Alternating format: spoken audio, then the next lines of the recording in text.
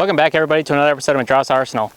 Now, today, what we're talking about is the 1903 Springfield. This is chambered in 30-06, but first, a word from our sponsor, which is me.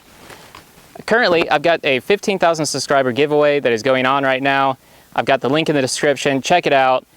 There's like 11 or 12 different ways that you can enter. Lots of gear that you can win. I highly suggest that you take advantage of this.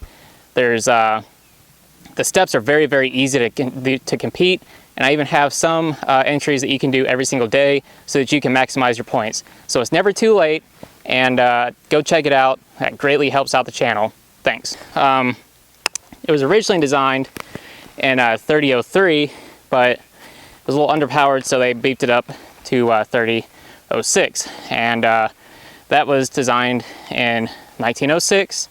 Therefore, you have the .06 30 caliber 1906 basically. So this this rifle is probably America's most iconic classic rifle.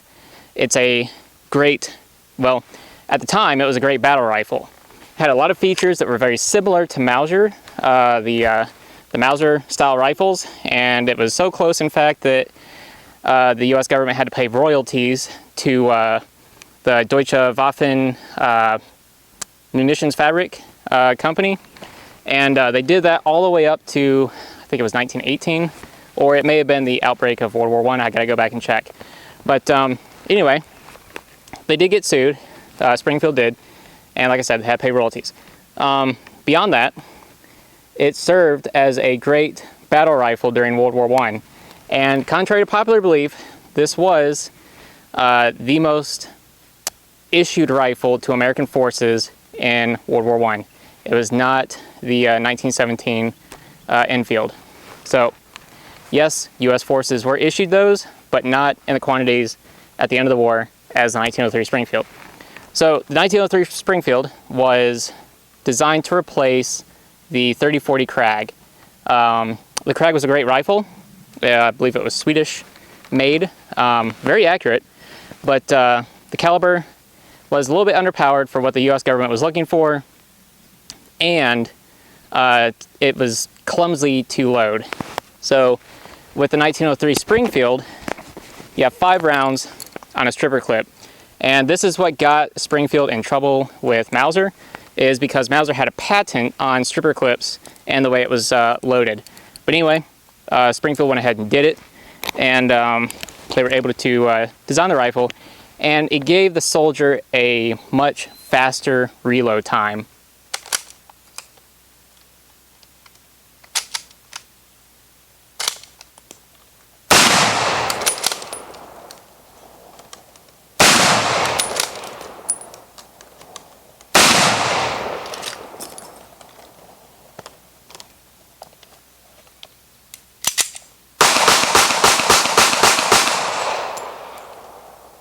I believe they learned this the Spanish-American War, where the, I think it was the 1896 Mauser outsurpassed not only the trapdoor, which that's pretty obvious, but the 30-40 Krag.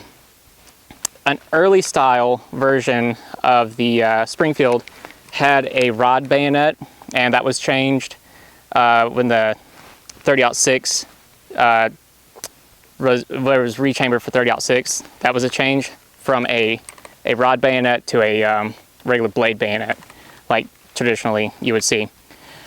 As far as the sights go, it's a layman sight, ladder sight. Fantastic, great out to 600, 800 yards, very, very accurate. So the volley fire does go out to 2,700 yards, and basically what that is designed for is you're not going to hit a target out that far. I mean, I don't even know if you can see that far with the regular eye, but it was more for plunging fire, for volley fire, and so you'd have like a company of soldiers all at, say, 2,700 yards. The officer would say, you know, fix your sights to that, and you would aim at a point, and all that fire would plunge into an enemy position. Could be a hilltop, could be a trench system, could be an encampment, could be anything, right? So it's actually very effective, had a very good windage. Show you real close. Had a very good windage and elevation. style knobs. Very, very, very accurate. The safety, also extremely similar to Mauser rifle. Pull back the hammer, or the firing pin, and you just flick it. All the Mausers just like that. Had a magazine cutoff switch, which was a bit better than the Enfield, in my opinion. It's just a simple switch, not a whole lever that you have to push in. But yeah, that was America's premier fighting weapon during World War I. I think it was really great. It's very iconic. They still use them even today for drill teams, things like that, in certain areas. But this is a typical loadout for a World War I NCO. I've got my cartridge belt, which was specifically designed for the 30-06 stripper clips. It can hold, I believe it's 60 rounds. Got your first aid kit. Being an NCO, and yes, I don't have any stripes sewn on here because this is an original jacket, so I don't want to modify it. But you would have your 1911 with you.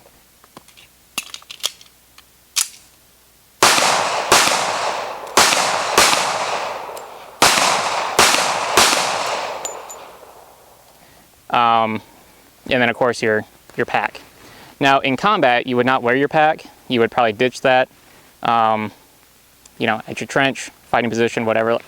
And you would just go basically with your cartridge belt. But if you haven't seen my video on what World War II weapons sound like being shot at you, I do have this in that video. And it is very crazy to think that as these rifles were being shot at you, you're hearing them go by. It's a really great video, kind of an eye-opener for me. Highly encourage you to check it out. So thank you for watching. If you have not, go ahead, share, like, and subscribe. That greatly helps out the channel. And I will see you guys in the next video.